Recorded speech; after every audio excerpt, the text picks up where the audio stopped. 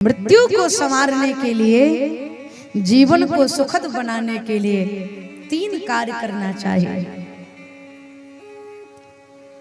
3 कार्य करना चाहिए। क्या क्या करना चाहिए? तब सुखदेव महाप्रभु कहते हैं, शिव और पार्वती को श्रद्धा और विश्वास की प्रतिमूर्ति कहा गया है। शिवजी पार्वती कौन है? श्रद्धा और विश्वास की प्रतिमूर्ति है। भगवान के प्रति श्रद्धा भी होनी चाहिए और विश्वास भी होना चाहिए। श्रद्धा और विश्वास को जीवन में धारण करते हुए 3 कार्य करो। पहला, श्रोतव्यः, सुनो। श्रोतव्यः, सुनो। क्या सुनो?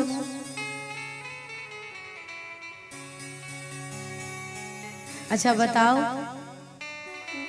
हमारे कानों को सबसे ज्यादा सुनने में क्या प्रिय लगता है? दूसरे की बुराई। बहुत सुकून मिलता है। 4 लोग कोई बतिया रही हूं, दूर बैठी हैं तो बेचारी का पूरा ध्यान वही रहेगा।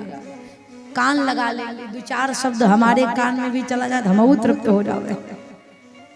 कानों को निंदा सुनने में बड़ा अच्छा लगता है, अपनी नहीं दूसरे की। अपनी तो केवल प्रशंसा सुनने में अच्छा लगता है।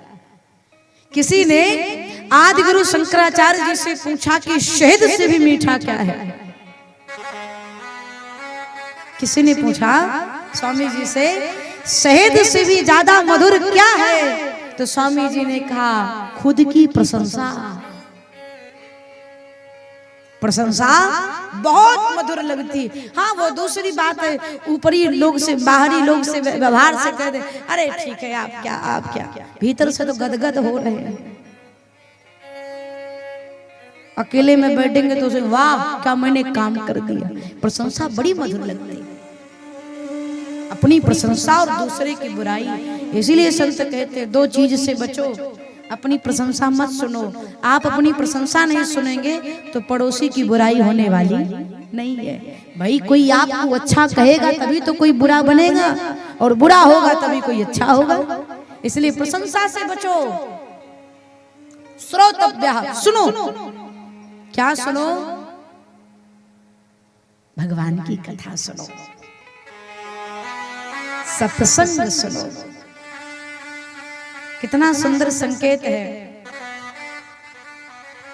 संतों ने क्या सुंदर, भगवान ने क्या निर्माण किया है हमारे आपके शरीर का।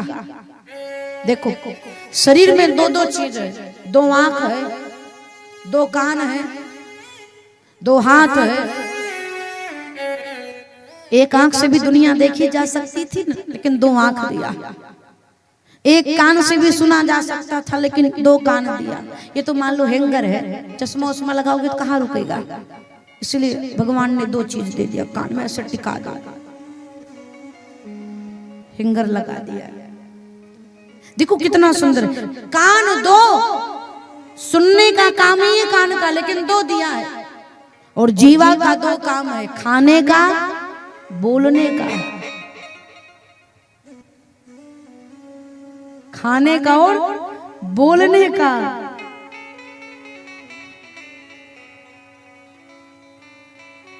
दो काम है ना इसका, खाया भी जाता और बोला भी जाता। सुनने का काम, एक कान का काम सुनने का है तो 2 दे दिया। जिसका काम 2 काम है उसको 1 दे दिया। क्यों? इसका मतलब यह है, कान 2 है, सुनो ज्यादा, बोलो काम। सुनो ज्यादा, बोलो कम। लेकिन ऐसा होता नहीं है। माता पिता कहेंगे बेटा नहीं सुनता, बेटा कहेगा माई बाप नहीं सुनते। देवरानी है तो कहेगी जेठानी नहीं सुनती, जेठानी है तो कहेगी देवरानी नहीं सुनती। सास है तो बहू नहीं सुनती, बहू है तो सास नहीं सुनती। मेरे पास तो सब आती। बहू आएगी तो सास नहीं सुनती, सास आ गई तो बहू नहीं सुनती। पूछो उनसे, तुम किसका कितना सुनते हो भैया? हम तो भुक्तभोगी हैं, 3 घंटे सुन ले ध्यान से तो बड़ी बात है। हमारी तो लोग सुनवाई ही नहीं करते, और तो सबकी बातें जाने दो। सुनो ज्यादा, बोलो कम।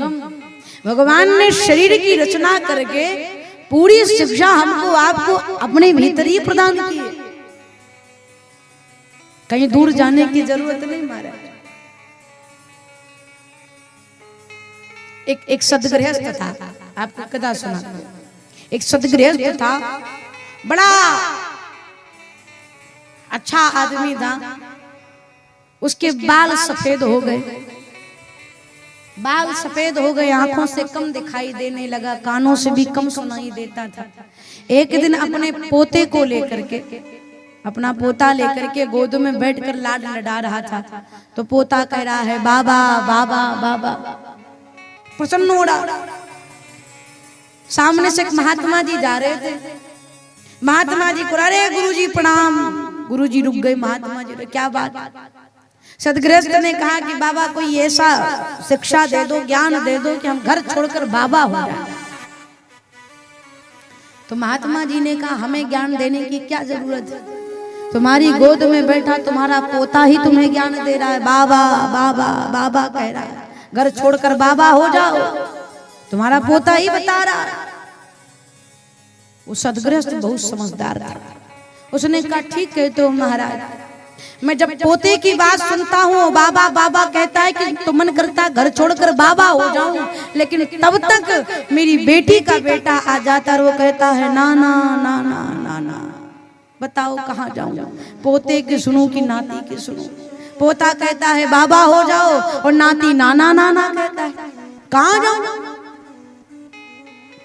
उसी प्रकार से भगवान ने शरीर की क्रिया में, शरीर की रचना में बताया है, सुनो ज्यादा बोलो कम, श्रोतव्यः, खूब सुनो। क्या सुनो? भगवान की कथा को सुनते सुनते एक दिन आपको भगवान से प्रेम हो जाएगा। फिर दूसरा शब्द है कीर्तिभ्यः, जब सुन लो तो सुनाओ, सुनने के बाद तो बिना सुनाए रह ही नहीं सकते। भाई चार लोग कोई बात कर रहे हो और जिस विषय में आपको जानकारी है, अगर उस विषय में बात हो रही तो बिना बोले रहा नहीं जाएगा, चाहे दुइये शब्द बोलो, अरे हमको पता है इस विषय में, तो सुनोगे तब सुनाने लायक बनोगे। श्रोतव्यः, फिर कीर्तिभ्यः, जब सुन लो सुना लो तो एकांत में बैठ करके स्मरण करो, चिंतन करो, मनन करो, मन को माधव से जोड़ो।